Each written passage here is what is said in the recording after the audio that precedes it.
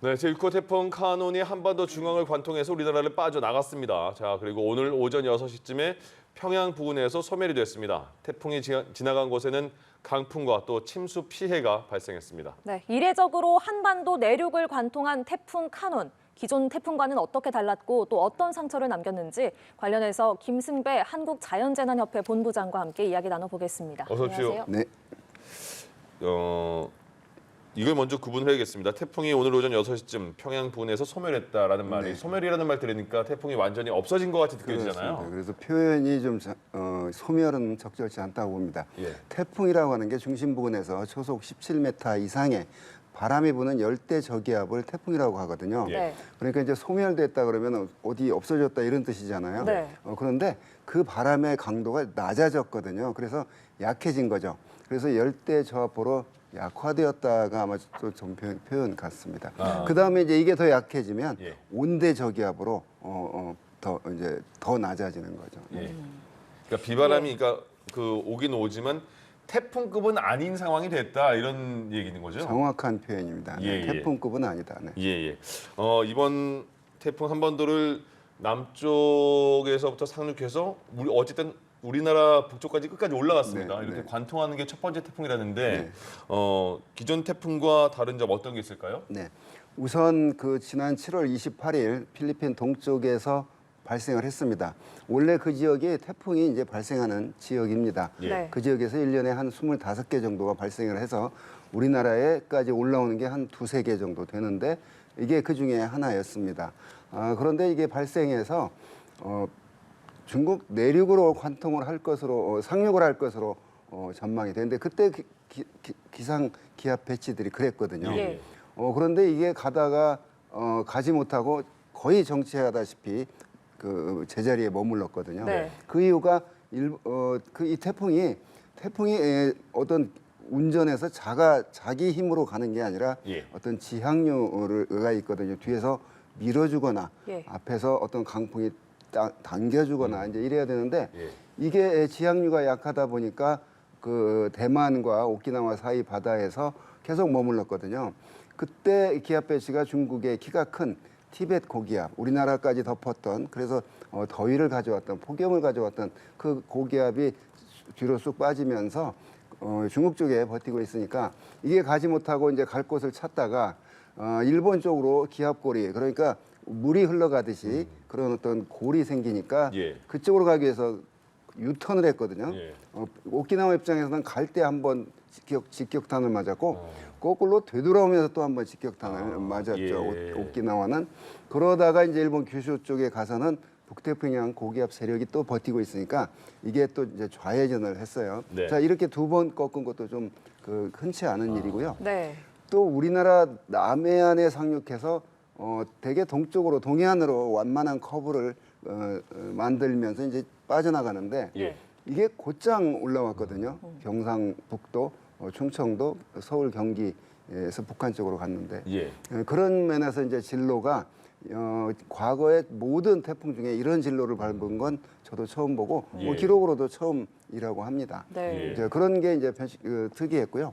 강도 면에서는 뭐 매우 강하거나 초강력, 그러니까 어마어마한 그런 위력은 아니었지만 네.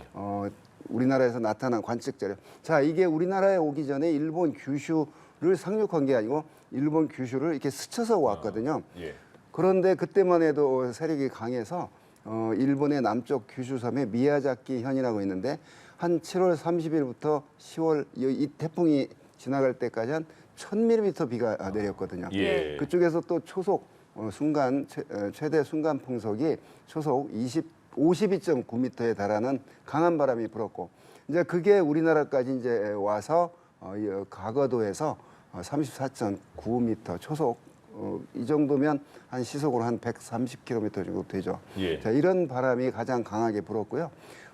이 태풍이 상륙해서 북상하면서 그러니까 우리가 흔히 말하는 태풍의 이제 오른쪽 반원에 든 게 강원도와 경상도가 됐는데 이게 바람이 이제 왼쪽보다 좀 강한데 이 강한 바람이 동해바다에 있는 습한 수증기들을 끌어당기면서 태백산맥에 부딪히게 만들고 그래서 동해안에 많은 비가 내렸는데 예. 가장 많이 내린 것이 속초가 한 401mm가 내렸으니까 뭐 당초 동해안에 600mm 이상 올 수도 있는 그런 예상을 했거든요. 그 정도가 안 온 게 다행이죠.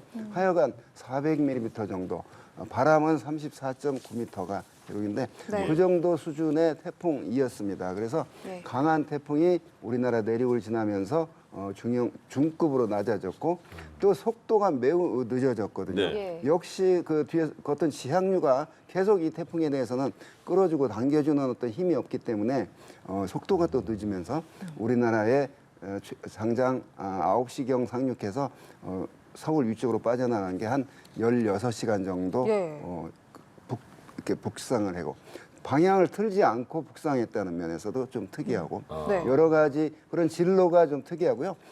바람이나 그 어떤 강수량의 기록은 노멀한 그냥 예. 보통 수준의 그런 태풍으로 기록이 될 것 같습니다. 네. 그렇습니다. 경로가 특이했던 원인에 대해서 쭉 설명을 해주셨고 또 강도와 속도에 대해서도 언급을 네. 해주셨는데 정말 이번 태풍이 특히 속도가 무척 느렸어요. 네. 바다에서는 제자리 걸음을 하고 네. 말씀하신 것처럼 한반도 내륙에 머물렀던 시간이 16시간, 15시간 막 이러니까 이렇게 속도가 느렸던 원인은 무엇입니까? 그렇습니다. 그러니까 이제 지항류가 그렇게 뚜렷한 그 지항류가 없었기 때문인데요. 그러다 보니까 이제 본인이 갈 곳을 찾느라고 그 처음 꺾을 때 약 한 이틀 정도 대만과 오키나와 사이에 정체하면서 계속해서 그 자리에서 뱅금을 도니까 그 밑에 찬 바닷물까지 끌어올리면서 스스로 힘을 잃을 정도로 약해졌거든요. 그러다가 다시 이제 오키나와 쪽 북쪽을 지나면서 따뜻한 바닷물을 지나면서 또 다시 힘을 얻어서 강한 세력을 키워서 우리나라 남해까지 이제 북상을 한 거죠. 예. 이제 그런 면에서 이 태풍이 좀 특이하고요. 그 속도가 늦었던 거는 그런 네. 어떤 지향류가 없었기 때문에 그렇습니다. 예. 그러니까 갈 곳을 못 찾았다. 네, 그렇습니다. 예. 그리고 초반에 이제 일본 쪽에 규슈 쪽에 갔을 때는 태풍이 굉장히 강한 태풍이다 이렇게 판단이 들었었는데 네. 다시 우리나라 그 거제 쪽에 상륙을 할 때는 중이라는 표현이 있었거든요. 네. 태풍의 강도가 중이다. 근데 그러면 강에서 왜 중으로 옮겨졌을까? 조금 전에 말씀하신 것처럼 혼자 이렇게 그 우왕좌왕하면서 스스로의 힘이 약해진 이유입니까? 네, 그렇습니다. 그러니까 이제 태풍이 바다에 있다가 규슈를 한번 스치고 지나면서 예. 팽이가 얼음판 위에서 뭐 방해물이 없을 때는 잘 돌다가 네. 돌뿌리에 딱 부딪히면 휘청하듯이 이제 그런 그 어떤 산을 만나거나 육지를 만나면 태풍은 이제 약간 휘청하면서 약해지죠. 예. 그런 정도의 그 좀 강도가 약해진 그 태풍의 위력이 우리나라에서 나타난 그런 정도의 위력이었습니다. 예. 예. 네. 피해가 많은지 통계가 지금 잡히고 있잖아요. 근데 조금 전에 말씀하신 그리고 태풍이 올 때마다 항상 제가 듣는 표현이 네. 태풍의 오른쪽이 위험 네. 있다 네. 이런 네. 표현을 네. 하거든요. 오른쪽이 위험한지 다시 한번 설명을 해주시죠. 네, 태풍이 이제 진행하는 방향이 있잖아요. 대개 한 이번 시속 한 20km, 30km 속도로 달리고 있거든요. 예. 그런데 이 자체 진행 방향의 시계가 반시계 방향에 회전을 하는 게 태풍의 그 특징인데 예. 오른쪽은 진행 방향하는 힘, 거기에 반시계 방향의 힘 이게 더해지니까 오른쪽이 왼쪽보다 더 바람이 강하고 예. 왼쪽은 진행하는 힘에다가 반시계 방향의 힘이 서로 좀 약간 깎아먹는 그런 효과가 있기 때문에 예. 오른쪽보다는 왼쪽의 바람이 뭐 아주 약하다는 게 아니라 오른쪽보다 약하다 이 얘기입니다. 네. 그래서 아까 말씀하신 것처럼 속초가 비가 굉장히 많이 온 이유도 그건가요? 그렇습니다. 그러니까 위험 반원이기 때문에 많이 온 게 아니라 예. 바람이 왼쪽보다 강하기 때문에 동해 바다의 습한 수증기들을 많이 끌어당길 수가 있었던 거죠. 그래서 강반항 표현할 때 이런 어떤 왼쪽에 들었기 때문에 괜찮다 이런 식으로 말하면 안 되죠. 네. 같은 태풍인데 예. 오른쪽보다 약하다 이런 뜻입니다. 그렇군요. 예. 네. 경북 구미에서는요, 400년 된 천연 기념물이 쓰러졌습니다. 이게 태풍이 얼마나 셌으면 400년을 버틴 나무가 쓰러졌을까요? 그렇습니다. 이렇게 태풍이 올 때 풍속이 숫자로 말하니까 감각적으로 잘 모르겠습니다 이러면서 설명을 해달라는데 나무가 뽑혔잖아요. 그래서 한 초속 15m 기상청이 가장 강력한 기상특보가 태풍주의보고 그보다 낮다기보다는 강풍주의보, 비는 안 오고 바람만 많이 부는 강풍특보라는 게 있는데 예. 초속 14m 이상에 되면 강풍주의보를 발령합니다. 그러니까 태풍의 초속 17m 이상이 되면 태풍이라고 그런다고 그랬잖아요. 예. 그러니까 이제 14m 정도만 돼도 그런 강풍이 불어요. 근데 그 정도로 나무가 뽑힐 정도의 그런 강한 바람은 아니죠. 우리 사람이 바람을 안고 걷기에 이제 어려운 정도인데 예. 이번에 그 나무가 뽑힐 정도로 그런 그 지역들이 초속 25m 정도의 바람이 불었거든요. 예. 자, 증명이 됐죠. 우리가 초속 25m면 나무가 뽑힐 정도고 초속 40m면 달리는 기차가 달리는 속도가 있고 옆에서 초속 40m의 바람이 불면 기차가 뒤집힐 정도다 이런 말을 하잖아요. 예. 뭐 그런 어떤 위력이 나타났습니다. 네. 예. 예. 또 어제 깜짝 놀랐던 게 경남 창원에서 아까 저희도 뉴스를 전해드렸는데 도로에 맨홀이 올라오면서 시내버스 미 아래 창을 뚫고 들어왔어요. 아래 판을요. 그차 안으로 들어온 거예요, 맨홀이요. 네. 어느 정도의 비가 오면 또 어느 정도의 압력 때문에 이런 상황까지 이런 큰일 날 상황까지 벌어졌을까요? 그렇답니다. 맨홀 사람이 들어가서 그 어떤 그 선로 작업을 할 수 있는 예. 그런 공간을 이제 맨홀이라고 하는데요. 예. 그 지역에 이제 맨홀 뚜껑이 사실은 아무리 비가 많이 와도 이렇게 뚜껑이 열리면 안 되죠. 이제 그렇죠. 그런 면에서 어떤 그 맨홀의 설치에 관한 그런 건데 과학적으로 압력이 그런 어떤 맨홀 그 전기선이나 통신선이 깔린 그런 관 속에 그런 압력, 물이 차 들어간다거나 하는 그 어떤 수압 높이 때문에 저런 현상이 뭐 처음 있는 일이 아니고 예. 맨홀 뚜껑이 이렇게 들어 올려지는 그런 어떤 현상은 비가 많이 올 때마다 자주 나타난다고 하는데 예. 저 관계자들의 말에 따르면 설치를 제대로 해야 저렇게 올라오지 않는다 이제 이런 얘기를 하더라고요. 그러니까 아마 이렇게 돌려서 잠그는 식이거나 예. 고정식이 있는데 예. 그런 게 조금 잘못됐을 경우 그런 압력을 견딜 정도가 돼야 된다 이제 이런 얘기죠. 그러게요. 그래서 그 비가 많이 올 때 우리가 대치 요령 중에 맨홀이 있는 부분은 그 보행자들도 가면은 저런 일이 벌어졌죠. 네. 지금은 이제 솟구쳤는데 예. 그게 만약에 어떤 그 물길이 잘못되면 오히려 뚜껑이 열린 데 대해서 사람이 빨려 들어갈 정도로 그렇죠. 그런 어떤 강한 수압이 작용을 한다거든요. 예. 뭐 하여튼 여러 가지 그 피해 현상 중에 하나였습니다. 그러니까요. 저기 내리는 문 앞쪽이었던 것 같은데 지금 그 승객이 없어서 진짜 다행이었죠. 네. 뭐 앉아 있는 승객도 없었고 내리는 승객도 없었고. 그 이번에 인명 피해가 지난 그 상황과 지난 장마 그 상황과 네. 비교해서는 네. 지금 있었지만 그 많이 적었거든요. 그러니까 사전 대피를 많이 해서 이런 건지 어떻게 판단하세요? 그렇습니다. 한 명이라도 생겼으면 그걸 뭐 다행이다 이런 식으로 표현하면 절대 안 되죠. 그렇습니다. 이 장마 때는 태풍이 아닌데도 상당히 많은 그 인명 피해가 있었지 않습니까? 그런데 이번 태풍 그 피해를 보면 역시 많은 그런 어떤 그 지난 장마에 대한 교훈, 그런 어떤 그 안전에 대한 어떤 경각심, 그다음에 각 정부나 지자체의 어떤 준비 뭐 이런 게 굉장히 요란스러울 정도로 철저한 대비를 했거든요. 예. 진로가 우선 우리나라를 관통하고 지나가기 때문에 동쪽이건 서쪽이건 태풍의 폭풍권에 들어가고 우리나라 남쪽에서 북쪽까지 훑고 올라가는 그런 어떤 태풍을 앞두고서 저는 철저한 대비가 예. 그런 어떤 피해를 좀 최소화하지 않았나 예. 이렇게 평가를 합니다. 네, 또 하나 다행인 게 지난 장마로 피해가 컸던 지역 역시 네. 큰 피해는 없었던 것 같아요. 네, 그렇습니다. 그러니까 이제 자연의 어떤 위력, 우리가 화면에서 봤듯이 강 하천이 넘친다거나 나무가 뽑힌다거나 이런 것까지를 이렇게 미리 뭐 사전에 막을 수는 없거든요. 그런데 인명 피해를 우선 이 자연재해 앞에서 재산 피해에 대해서는 어떻게 할 방법이 없거든요. 근데 인명 피해, 그게 이제 대부분 안전을 좀 소홀히 해서 생기는 인명 피해거든요. 네. 그런 면에서 저지대에 있는 분들 거기 계시지 말고 빨리 어디 좀 대피하세요. 이런 어떤 그 어떤 행동 요령들 예. 이런 것들이 좀 이런 결과가 나타나지 않았나 예. 이렇게 생각합니다.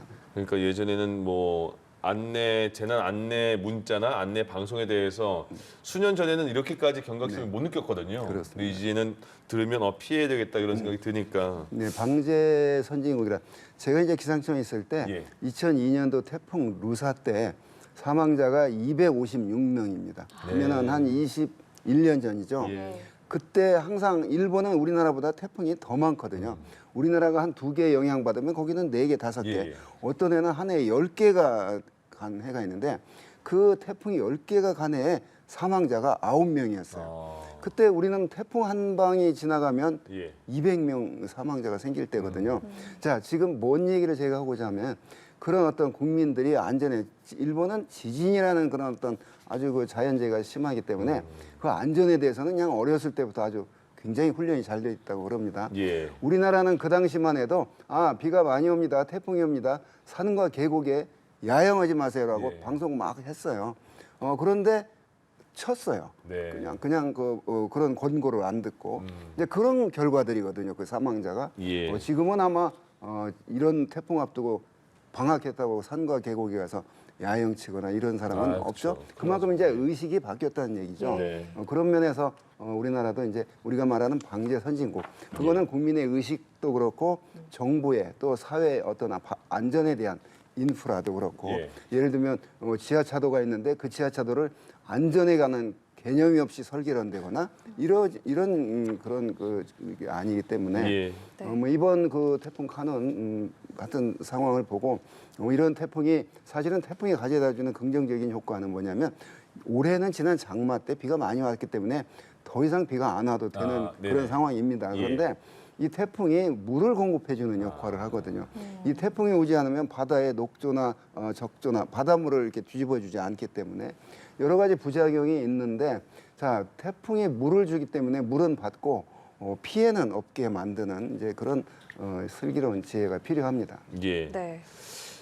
이번 태풍이 왜 이렇게 남에서 북으로 관통을 했는지 그리고 왜 초반에 우왕좌왕 갈짓자를 보여줬는지는 말씀해 주셨습니다. 근데 앞으로 그러면 이 상황이 기후 변화 때문에 그런 건지 기후 위기 때문에 그런 건지 앞으로 이런 일이 그러면 예측할 수 없는 이런 태풍의 진로가 종종 나타날 것인지 어떻게 전망하세요? 그렇습니다. 작년 흰남노 때도 희한하게 태풍을 꺾는다 느꼈고 예. 올해 이 지금 2번 꺾었고 이런 자 태풍이 이제 이런 갈짓자 행보를 보이는 형태로 보면 예. 태풍의 주 무대인 이 바다 위에서의 어떤 그런 어떤 그 움직임들이 예측이 좀 어려워졌구나. 예. 그러면 왜 그럴까? 과거에는 이런 진로가 없었는데 왜 요즘에 나타날까? 우리가 말하는 이것도 하나의 이런 태풍의 어떤 갈짓자 행보도 기후 변화의 한 형태로 볼 수가 있는 거죠. 그래서 매년 그러면 이런 식으로 갈 거냐? 이제 그런 거에 대한 어떤 확실한 그런 예측은 어렵지만 예. 하여간 기후 변화로 인한 폭염 일수가 늘어난다거나 한 번 비가 내렸다면 많은 비가 내린다거나 태풍이 한 번 오면 강한 태풍이 온다거나 이번에는 태풍이 밑에서 어떤 갈짓자 행보를 보인다거나 이런 하나의 과거에 없었던 그 날씨 현상들이 다 이게 기후가 변하고 있어서 생기는 현상이다라고 추정을 하는 거죠. 네. 예. 네. 알겠습니다. 여기까지 듣겠습니다. 김승배 한국자연재난협회 본부장과 함께했습니다. 고맙습니다. 고맙습니다. 네.